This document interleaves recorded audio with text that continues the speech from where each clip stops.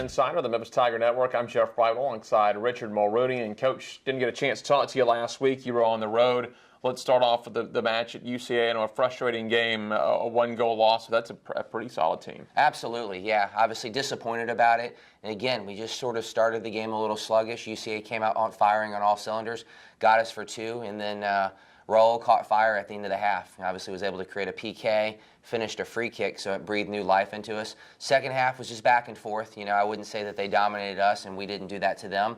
It was just a matter of who's going to get that final goal. Unfortunately, they got it. We pushed numbers forward, weren't able to find it, and yeah, unfortunately took a loss 3-2 at UCA. But I was able to spread some minutes out, but not taking anything away. We don't go on the road just to lose. We obviously want to go and try to build confidence leading into the weekend, and we fell a little bit short of that, but that's no discredit to UCA. That's a solid team, and I think that was their 3rd win in a row. South Florida on your conference match over the weekend, a 1-0 game. We always play South Florida tough. We've tied them here, we've played them there in the quarterfinals the past couple of years. They've knocked us out, but it wasn't a game of them just stomping on us and not letting us breathe. And this was no different. We went down there and played them strong. It was unfortunate we got a call against us in the first 5 minutes with an offsides, but they were able to finish it, give them credit. But the rest of the game was back and forth. They had some more opportunities to score, but we did too. We had a breakaway, we had good set plays.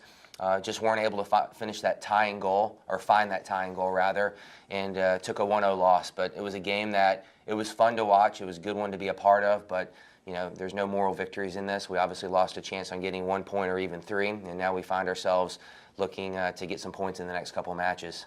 Coach, talk about the mentality of the team right now, kind of their morale, because this year they made the big jump. They got out to the quick start this year, and now for the first time this year, maybe facing a little bit of adversity.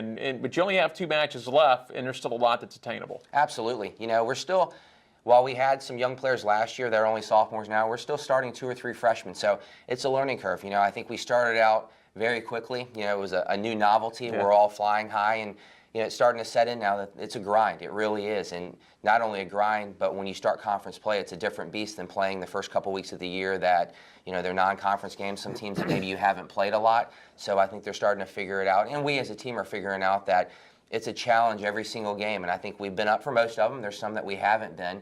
But we come into this weekend, I think, pretty confident. Like I said, that USF game, proud of the way we played. Was it great? No, but we played against a good USF team on their field, and like I said, we're a little unfortunate not to get a result. So to come home against a Connecticut team that we were able to get a result on their field last year, winning at their place, there's confidence knowing we can beat UConn and we can beat Tulsa the next weekend. But at the end of the day, it's on us showing up and performing and using the qualities that we've been given and earning it. And it's not because it's not going to be given to us. And we talked 2 weeks ago about only being 7 conference matches in the American.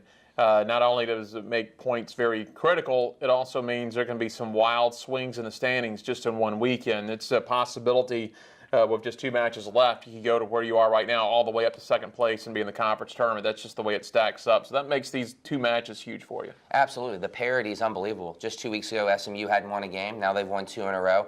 We were in 3rd or 4th. Now we've dropped. UConn was at the top. Now they've dropped USF. So it continuously changes week to week. And like you said, with the 7 games, points are at a premium, but 1 win or 1 tie or somebody's losing can change the effects of the standings 3 or 4 spots. So that's the good thing about it. The bad thing is we're a little bit low right now, but I think we, if I'm not mistaken, control our own destiny. That 2 wins, I believe, will get us in the top 4, and that's all you can hope for going into these last couple weekends. What do you see out of UConn?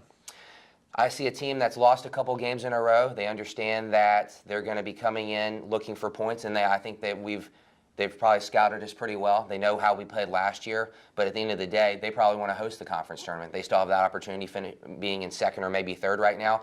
Knowing Ray, he's going to come in fully prepared. They're a team that has quality but very athletic, and when they're playing well, they're tough to defend. But at the same time, I think we match up even better this year than last for the fact that I think our midfield can play with their midfield. And I'm excited about the opportunity to play against them Saturday night. Sounds good. Coach, talk to you next week. Thank you. Head coach Richard Mulrooney. I'm Jeff Brightwell for the Wolfchase Toyota Insider on the Memphis Tiger Network.